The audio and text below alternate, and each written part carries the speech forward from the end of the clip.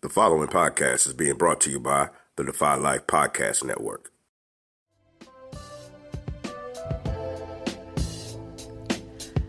Welcome to Aftergate, powered by the Defy Life Network. Are y'all ready? Aftergate is a podcast series highlighting Colgate alumni of color in their professional endeavors aftergate. Are y'all ready? Aftergate is hosted by Alvin Glimpf, aka Al, and Herman Dubois, aka Jerry. Are y'all ready?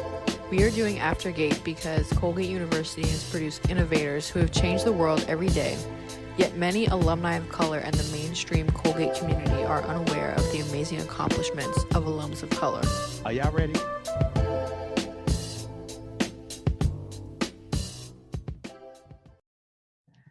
Welcome back to Aftergate, the podcast, season 2. Wow, season 2. Who would have ever thunk it, my brother? Who would have thunk it? that this thing that happened out of some good brainstorming of what is missing in this Colgate thing that we know. And we came up with this thing called Aftergate, and we are into season 2, 40 episodes deep. And it has just been an amazing run. So this is your boy, Alvin Glimpf. And as always, I am joined by my co-host, Mr. Herman Dubois, a.k.a. Jerry. What it do, brother? What's going on with you? All is well, feeling exceptionally blessed and just trying to really walk this life of gratitude for recognizing that, we have more than what we need, and how we embrace that and how we accept that versus living the life from a point of deficit, thinking you need more. And so what is really more? Is it more to stroke the ego? Is it more for your spiritual development? What is more? And so, just kind of reflecting and doing a lot of that lately. And it's a good energy, it's a good vibe. And it cuts across all spans of life, from my professional into my personal. And Aftergate it falls right into the frequencies of it, because as you was humbly talking about season 2, I also am humbly gracious for the opportunity, because I remember when it was just a brainchild of yours, and there was almost some reluctance on some, like, you think this could really work, and it sounds like a good idea, but can it really work? Well, I think it would work, but I'm your boy, and there ain't been too many things that I haven't agreed with you over the 30 plus years. So we got that kind of I love, and it's all good. But I'm also that cat that'd be like, yo, Al, you're bugging. That's not gonna work, right? But not only did I think it would work, I said, yo, I signed up for it. I said, yo, can I get down with this and somehow support? And you was like, hell yeah, let's rock. So it's been a great journey so far. To say that we are beyond region, like I would even dare to say, I know we're national because Colgate heads are all over the country. The question is I think you said it in the last guest interview we had, that folks were listening elsewhere. Well, in other continents. Well, for the record, I was trying to tease that we were going to get our first international guest. I thought so. I was teased, so you kind of dropped little breadcrumbs to those who are listening. So I wanted to give them a sense. Becoming a podcast personality. I'm doing it. So I wanted to give them a sense that, while we have started with the Diane Chaconi's, the icons, right? We had to start right. We had to start with the legends, and then me and you, and then we jump from here to there. But we had to take it to the continent. Like I had to, at some point, we gonna get to the continent. It was gonna happen. And that's what tonight is all about. It was never if, it was just when. When. So, that's what tonight is all about. So thank you for being when. There you go. If it's okay with you, can I introduce the latest guest? Is that all right with you? Let's do it. Well, first, let me get my introduction in. So for those who don't know, Aftergate, because some people, now that we are going to the continent, we might have some listeners in the continent who might not know what this Aftergate is all about. Aftergate is a podcast that we are all about documenting the accomplishments of alumni of color from Colgate University, lifting up the things that they have done, since graduation, but also diving into what their life was like while they was at Colgate. I got to be in order. See, all of this, you gotta have order to this. So that got that out the way. So, is it okay that I introduce our guest for this week? The church said, "Amen." Church said amen. Okay, as a religion major. So, Aftergate listeners, the community, family, I'm going to bring into the Aftergate room, Uchechi Roxo, class of 2000.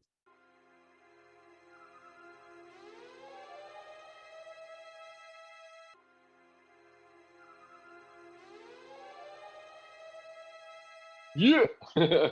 Hey, Chi-Chi. Everybody calls me AKA Chi-Chi. Chi. I can say Chi. Yeah. I can see how that could happen at Colgate. Right. You know what? How about Chi? Can we do Chi? Welcome, welcome, Chi. Thank you very much. Yes. So I said you was the international guest, our first international guest, Malawi. Yep.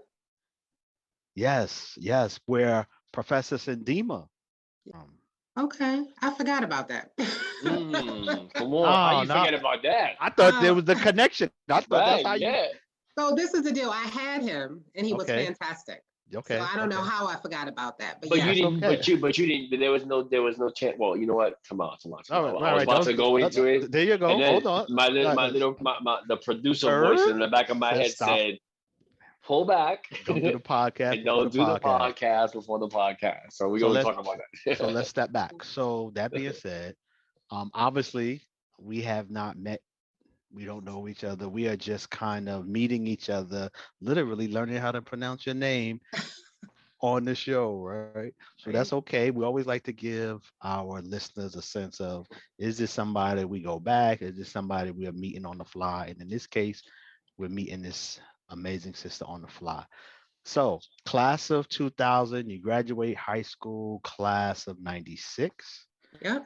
So take us back to that time, class of 96. What's happening in your world? What's happening in the world? Tell us where you're from. Cool. Give us a sense of what life is like before you get into Colgate. Cool.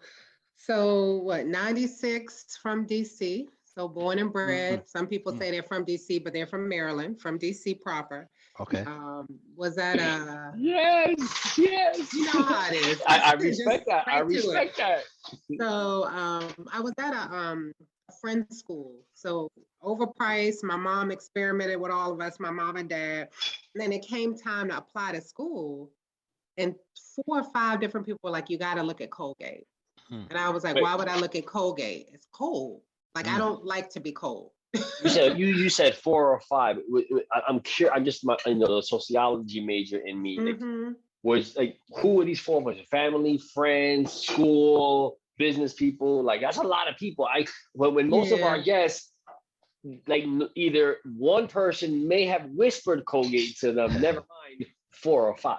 Yeah, so the friend school was very active with the advisory council going to different schools. So college fairs, so my professors and the person that was our college guidance counselor. Okay. So that's 2. And then the minute you start saying Colgate, it's like, oh, this person went to Colgate. Oh, this person. So 2 within my school and then 2 within our family network. Okay.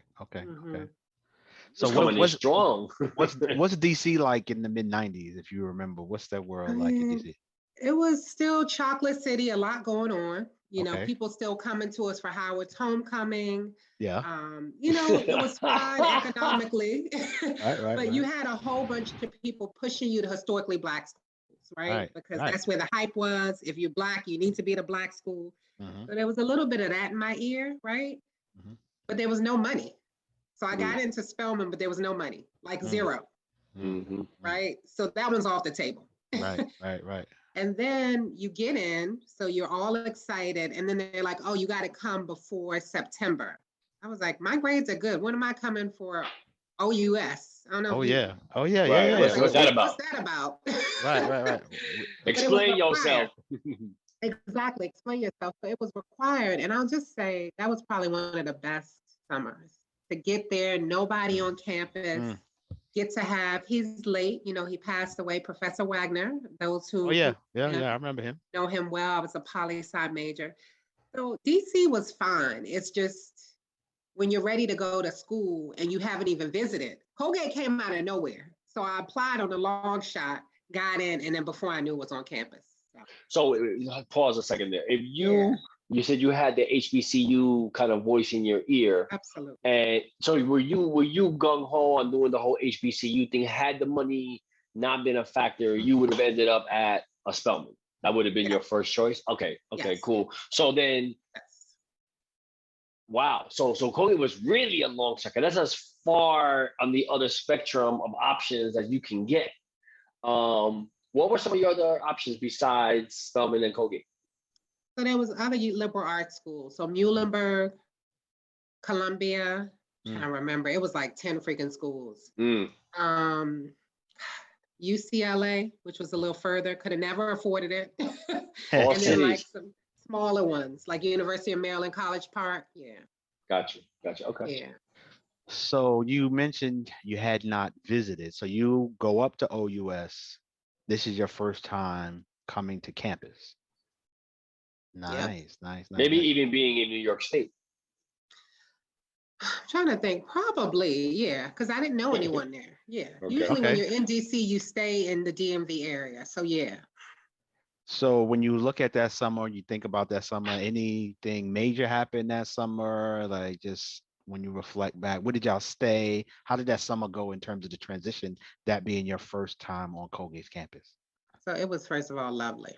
Because I don't remember the number, but it was maybe like 30 of us, all at HRC. I don't remember the acronyms. I just remember. Wait. I don't they remember had you in HRC? They had us at HRC. Wow. They had us, smart. People left. Alana Cultural Center had us just getting the lay of the land of the campus. Yeah. So already as somebody that's a little nervous, right? It's fantastic. Yeah. And then they kicked our butt with 3 courses. So we had we didn't have Monmouth. We had Wagner. I think we had Wagner for 2 courses. Like a writing course and then some intro course and then another professor I can't remember. Okay. And then after the class, you got time to mingle, get to know each other, enjoy your summer, and then they tell you to go back home, which was a little weird.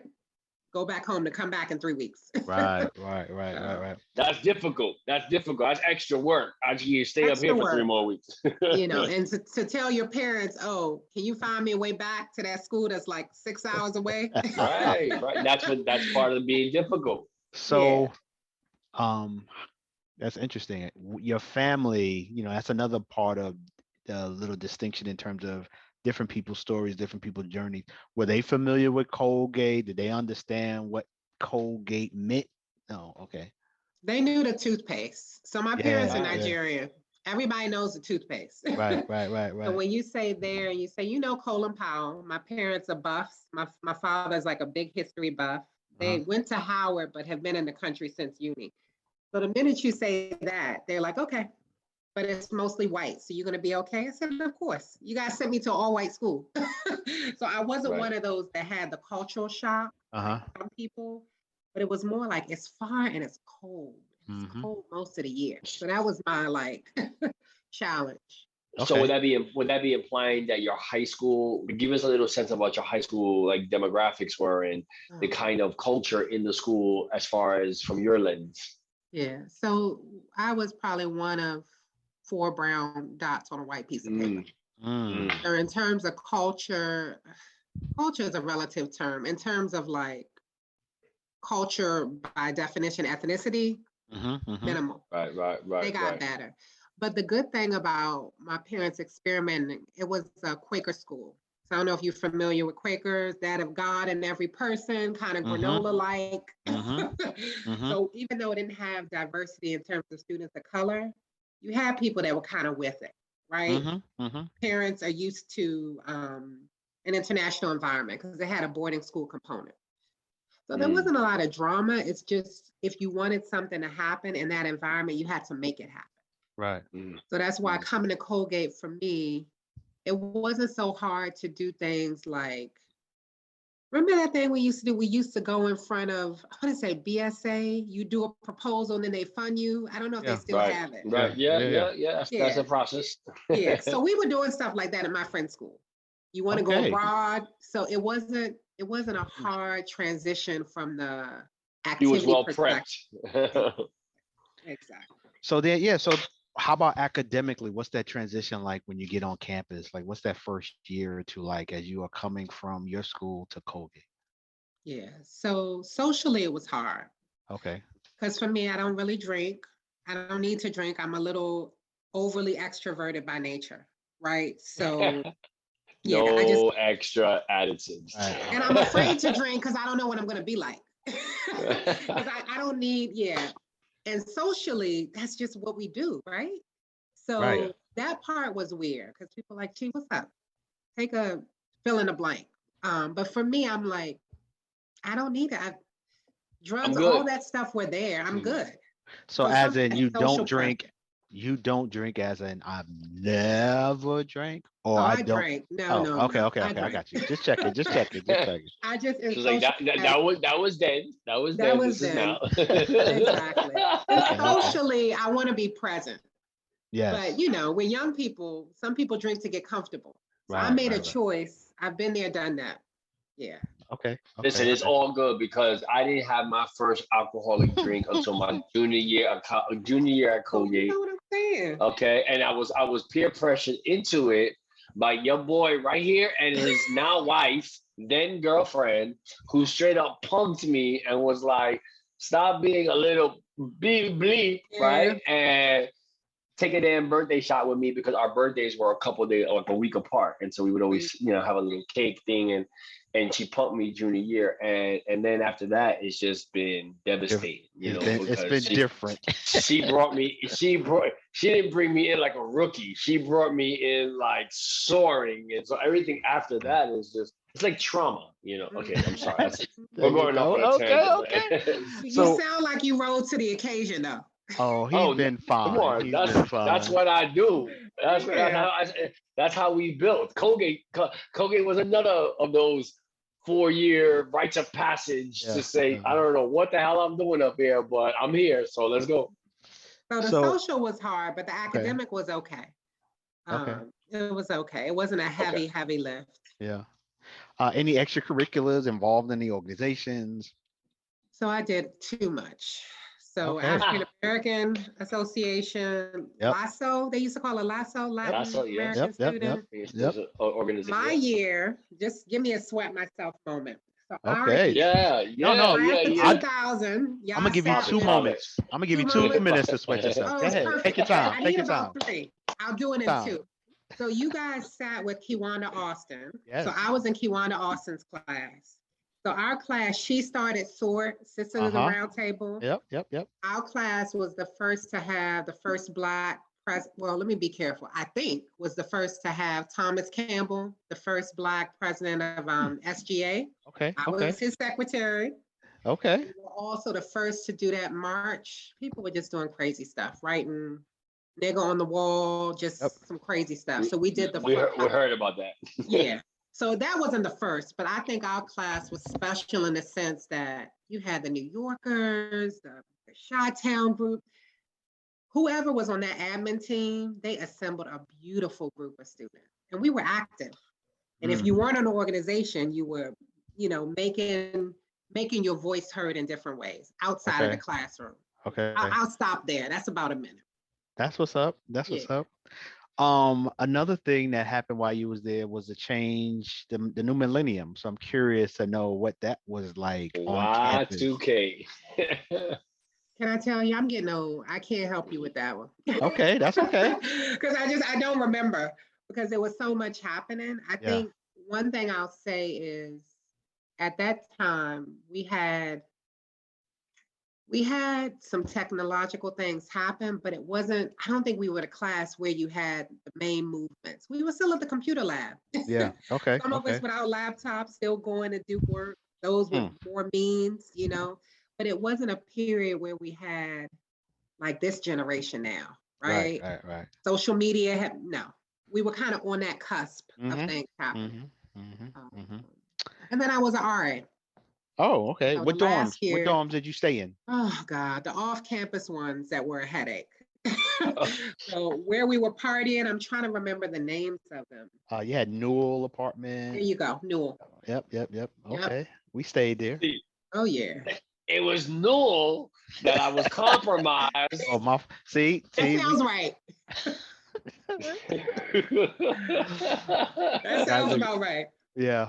Okay. Listen, okay, on a sidebar, I have been joking about this, but I'm about to submit a paper to Colgate for reparations on post-traumatic Colgate disorder that comes with the culture shock for some of us, the economic shock for many of us, the academic shock on some, y'all trying to kill me with papers, okay? So all to say that, we weathered it, but I think reparations would be in order in the form of loan forgiveness, and we can just call it. Okay? Call it a day. Sign me up. She said, I'm gonna start a petition. I'm gonna start a petition and see where we can move. Because if Obama and Biden is doing some loan forgiveness stuff at the federal level, I think it's only right going into our third century.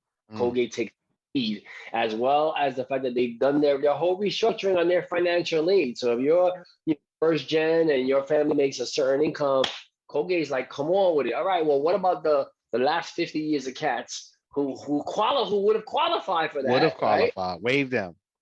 But can I keep it real? I'm still paying my student loans. So what it's worth. And I'm what? My point. 17 years out. So if that's a joke, let's do it. And I'm 30 years out. So what you say? Yeah, exactly. So I love it. I love it. What do you look at as accomplishments? So when you look back at your 4 years, I mean, you mentioned being an RA, that's major. What else are things that you're like really proud of that you did while you were on campus? So I don't remember the genesis of it, but I do remember being a part of Conocioni. I think that's still it, right? Okay. That's honor society. Honor society. Mm-hmm. Okay. And that was cool. And what it did is it gave us a network of people, to just stay in touch with. And believe it or not, yeah. And nobody could call for a job because we all dispersed. That's why this platform is so important. People are connected. But I'd say university-wise, just finishing. Yeah. You start off, and I don't know the generation now, but you want to do so much. You want to take all these courses and be exposed. And then for me, junior year came and I was like, snap, I got to meet these requirements. Like my advisor didn't really tell me, buckle up and take more of this stuff, because I was taking everything I was interested in. Right. So just finishing, just graduating. Which is really what college should be about. Yeah. I feel that there's so much emphasis on a major that aligns with a potential career track, which I understand it logically. But when you think about now in hindsight, what your collegiate experience should be, it should be more like gumbo rather than an entree. And your gumbo and my gumbo and Al's gumbo might be having all different flavors, and that's okay, because I don't know what he like, you know what you like. Yeah. I know what I like. And unfortunately, I think that the whole educational structure needs to be revamped when it comes to that. So Agree. What'd you major in? So poli-sci. Okay. How? Well, I think this is the question we need to add to our script of questions, because sometimes we just kind of flow. But I think there's some very interesting ways in which people end up in their major. And so some of it is textbook, some of it is the other end of the spectrum, and then there's a whole lot of in between. Yep. So curious, what was the inspiration? What was how did the trajectory get you into poli-sci? Yeah, so as I had mentioned, I was one of those, this is my oyster. I want to take all the courses of stuff I've been interested in. So I was all over the place. Bauman's philosophy, Wagner poli-sci. We had amazing, what is her name? What department? Wally Soyinka's daughter, visiting professor. Oh, wow. So anybody who knows Wale Soyinka, big Nigerian author, speaker, activist, his daughter was there. So any person that was like a visiting professor, I was all over it. Fast forward junior year, my advisor was like, okay, time to buckle down. What's it going to be? So I did the South Africa extended study. So at that time, Colgate was experimenting with, I don't have money to go away for a whole year, but they had you take a course and you could go away for 3 weeks in the summer. Okay. Bunch of us overly subscribed to. I mean, Professor Pitcher and her husband took us to South Africa. So after that, I was like, you know what, all this other stuff, let's settle with poli-sci. Fell in love with the country and just looking at current affairs and international affairs from a government lens. So that was it. After the study. What's South Africa like when you get there? Because that's not too long. Mandela, is released by then. What's the, if you remember, what's the world like for South Africans while you're visiting? It was sick, rich with history. Yeah. So that would have been, when did we do that? So 2000 graduation. So that would have been 98. She took us in the sophomore year, I want to say. Okay. She took us in the mines, and I say she, Professor Pitcher, correctly, and her husband. They took us to see jazz, music. I mean, the house music scene, if anybody's into Afro beats, that was like the early period of how woke the country was. And then you just got beautiful people. I ended up marrying a South African. Right. So when you look at it, that study tour for 3 weeks, it was actually the second time I had been on a plane my whole life, right? So it was probably the best 3 weeks ever. Culture, food, young people, beautiful people, history, it was fantastic.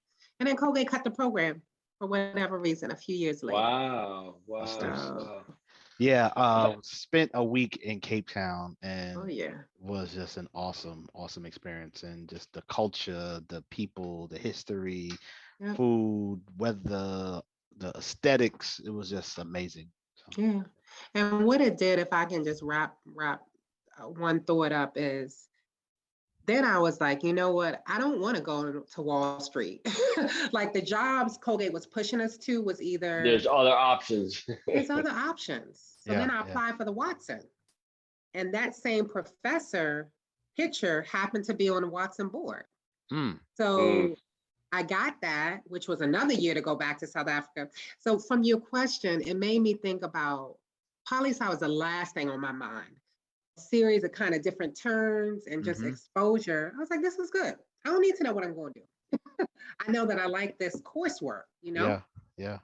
If I may say, and I'm not the editor, Alvin does all this, but if there ever needed to be a YouTube video on the ways in which majors are discovered, that whole narrative that you just gave, I look at it from an artistic, creative, like harmonious way of it being organic, where you just get that exposure that we always talk about. It's all about exposing young people to different things, right?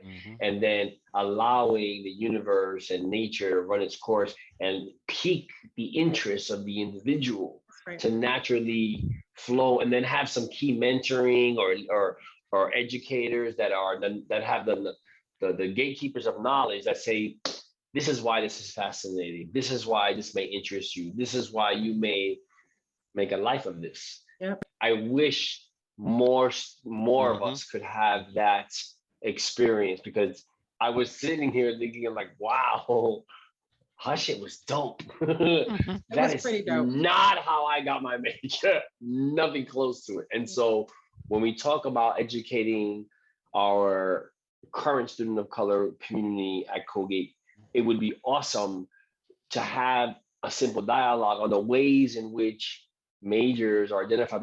It's almost like that could be incorporated into, I would think that would be an awesome orientation to do at OUS in the summer for that cohort that's going in, as they get offered different feedback from alumni, from faculty, from administrators, to say, as you proceed in your first 2 years, which is very critical to identifying what you end up declaring. Here's some different ways in which you may want to, just kind of understand that are options to you. Because I don't think many of us went in with any kind of strategy. And even if that wasn't an intentional move, it happened for you, and it happened in a beautiful way. And why not share that with others? Yeah, love it. So on that note, we're going to take a pause, allow us to give some shine to our sponsor, and then we will come back and finish up the conversation with our amazing guest. So this episode is sponsored by Hope Murals. Hope Murals is a nonprofit that provides adolescent youth with an interactive experience of creative expression via an urban arts platform that stimulates both mental and physical development. Please visit their website at www.hopemurals.org to learn more and find ways you can support the work they do. Welcome back. This is your boy Al, and we are here in the second half of this conversation with Chi, class of 2000. It's been phenomenal so far. But before we get into this conversation, let me make sure we show some love, as always, to our sponsor, Hope Murals. Make sure you check out Hope Murals at hopemurals.org. Amazing organization. They are exposing our youth to the phenomenal art of urban art and the muralizing as they are becoming better people, learning who they are, becoming more effective, and really diving into what hope and optimism is all about. So show them some love, hopemurals.org.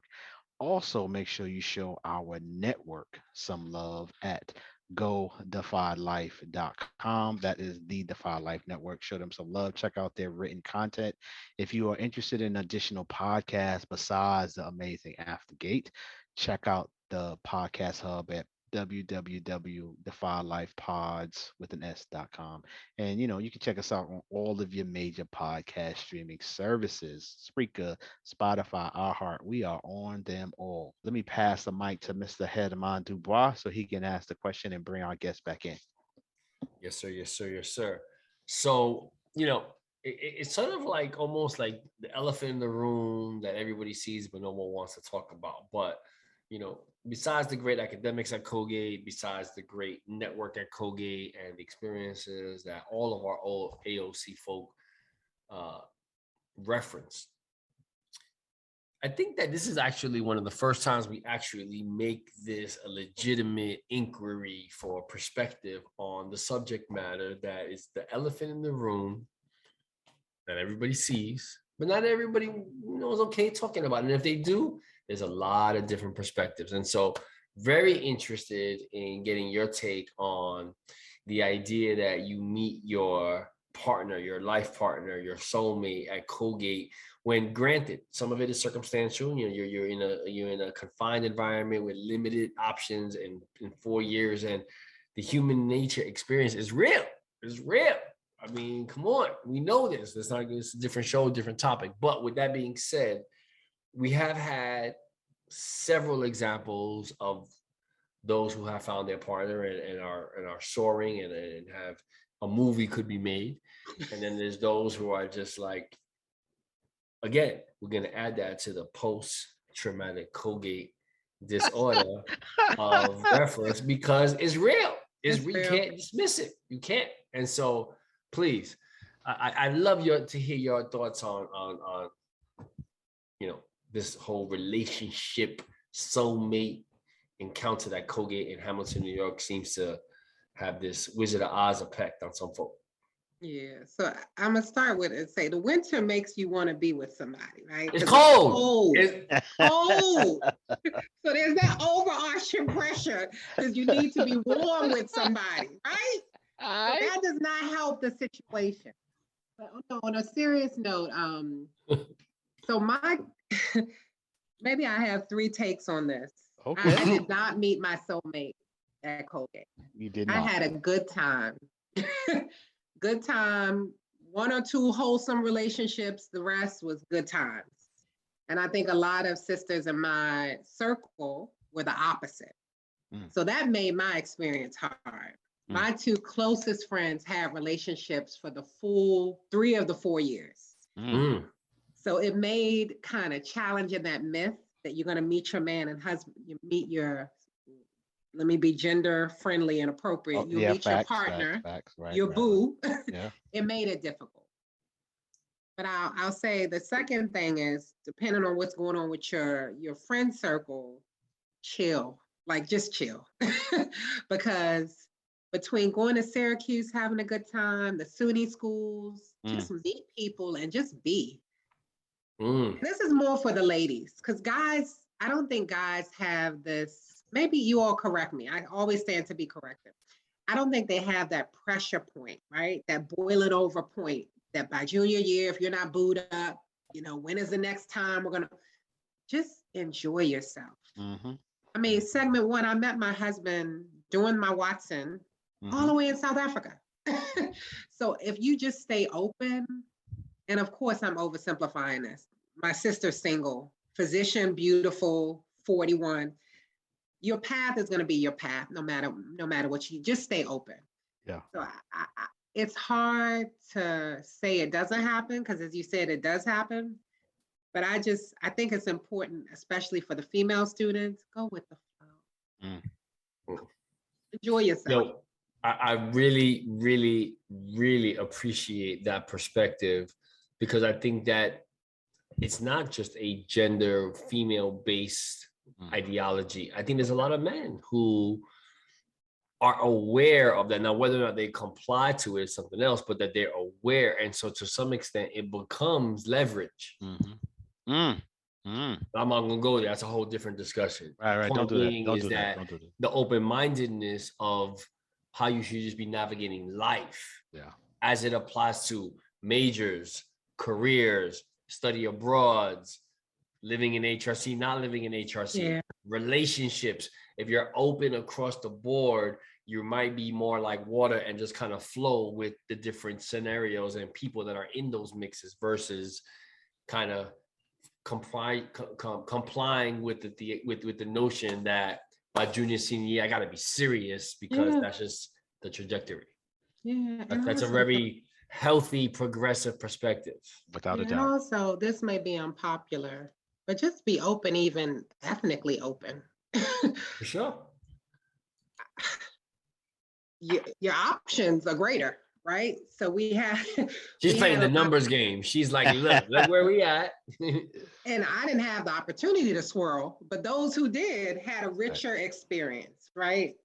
Literally. Colgate has international students from all over. So I'm not a dating expert, but that topic is near and dear to me, because I know how much pressure you feel when you finish and you don't have, that person. I mean, relationships don't even work. The people that were in them the full 4 years, after school, 2-3 years, you find a job, they went different directions anyway.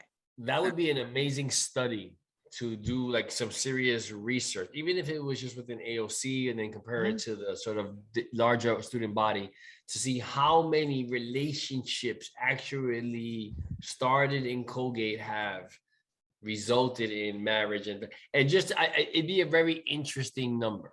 I think the numbers, the odds are against you. Like whether it's Colgate or any other place, whatever the reasons are, the chances are that when you meet somebody 17, 18, 19, 20, 21, that you're going to be with that person for the rest of your life. The odds are really against that at any scenario. So I would imagine that it would be very, very low. And the existence of Colgate couples 5, 10, 15, 20 years after Colgate is very, very rare, I would imagine. Well, that now at 18, 19, 20, when you're in love, right? And you think this is it.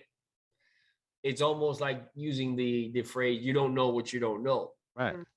And but my point is, whether I'm in Hamilton or I'm in Brooklyn, I don't know that.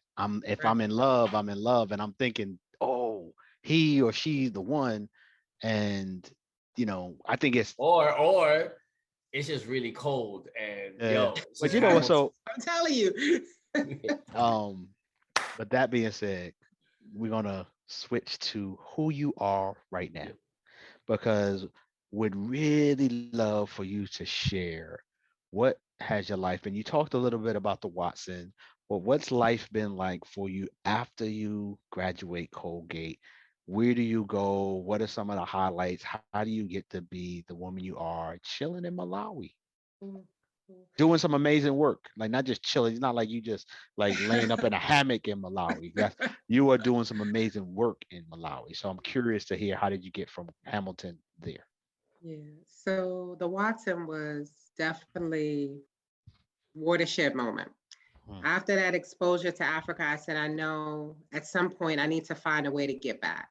You live very well. Anybody who is an expat, you live very well overseas.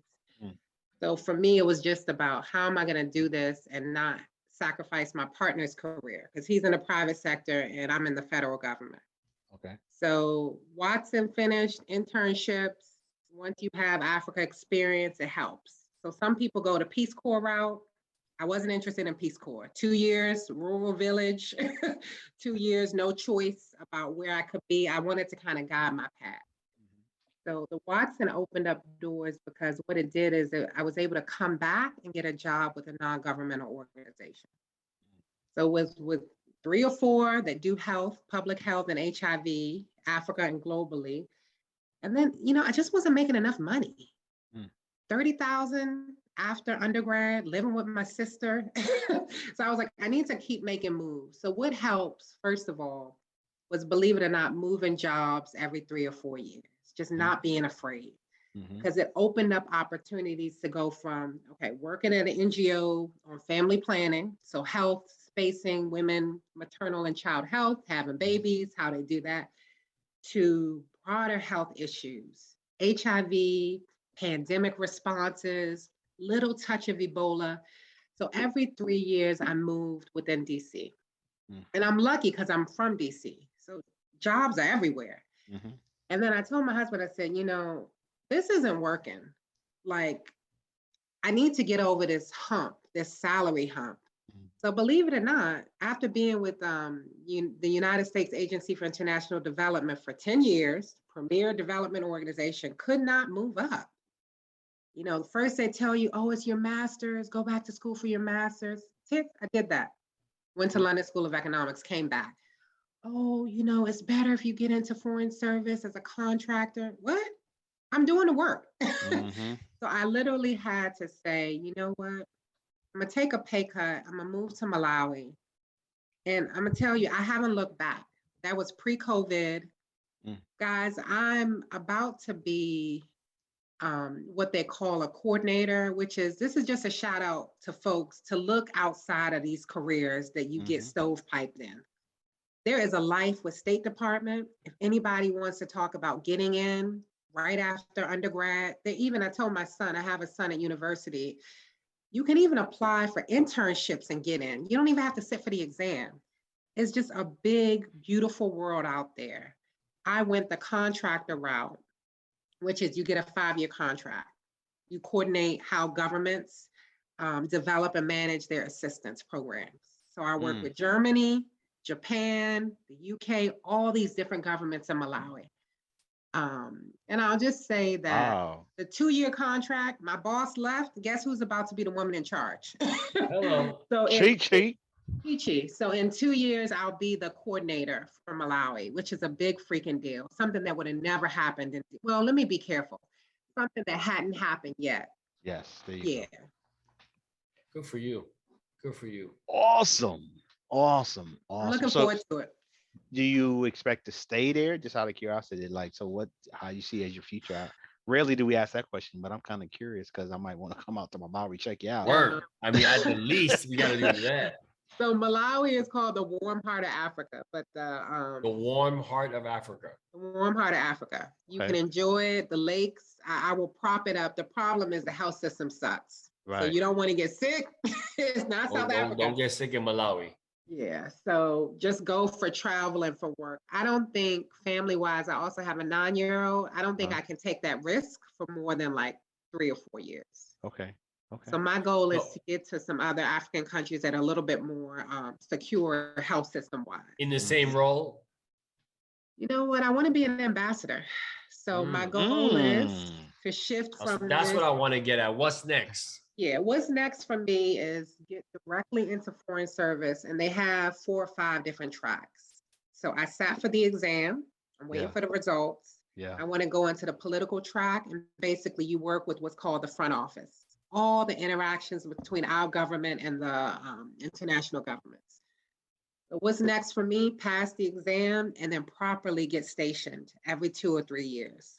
It was a long process before that, but that's the goal. Keep flexing. And that's and take us on your journey with you. It's a 15-year journey. Nobody gets to that level. We so plan maybe to be by around. 65. Right. Hopefully, so that's what's up.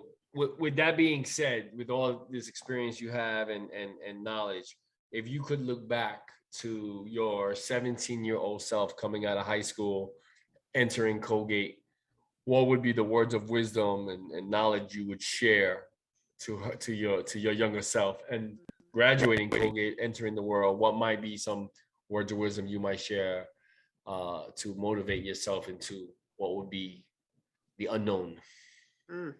That's a hard one. I'd probably say make some better decisions.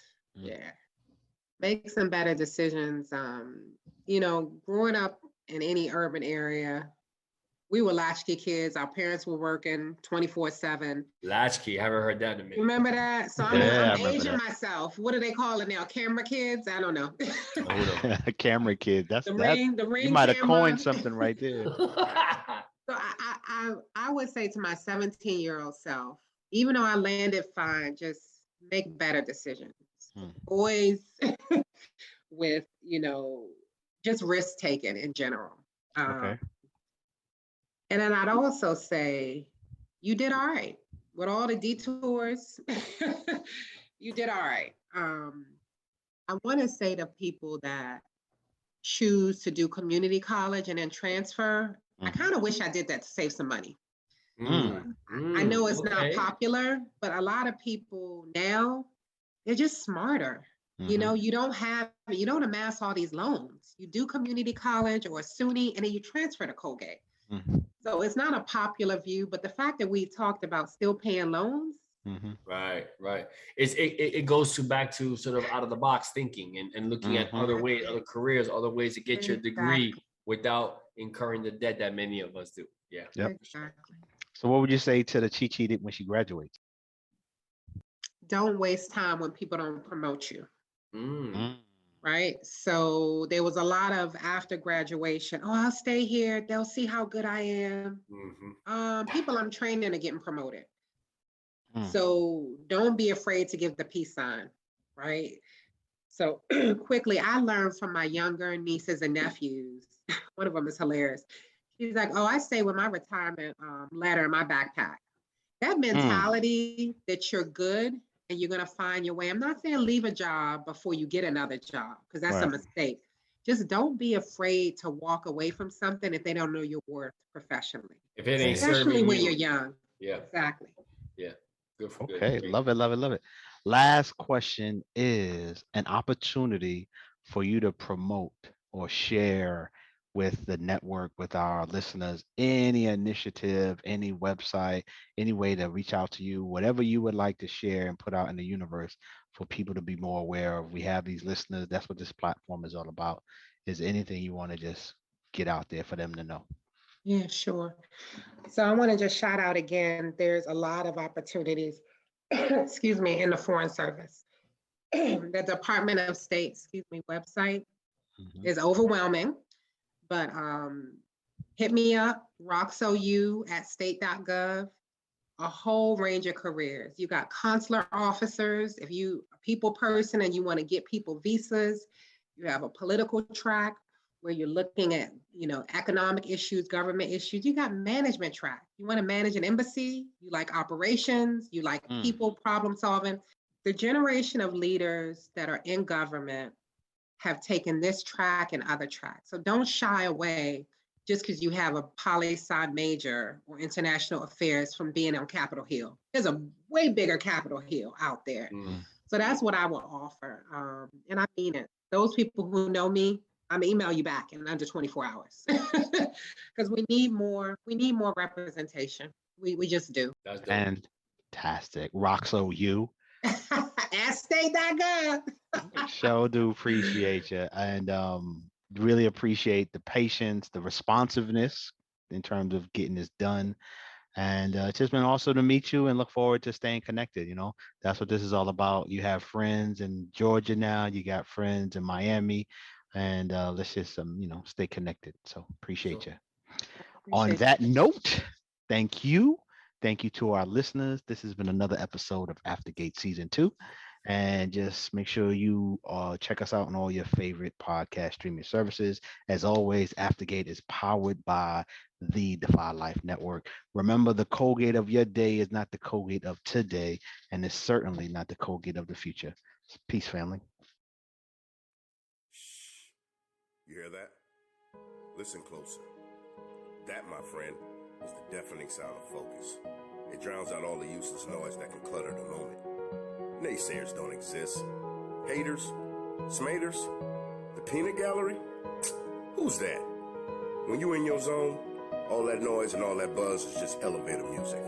So, enjoy your journey, focus on your goal, and bask in the quiet roar that is progress. Because when it's your time to shoot that shot, spit that verse, or close that deal, the only voice that matters is yours. Defy Life.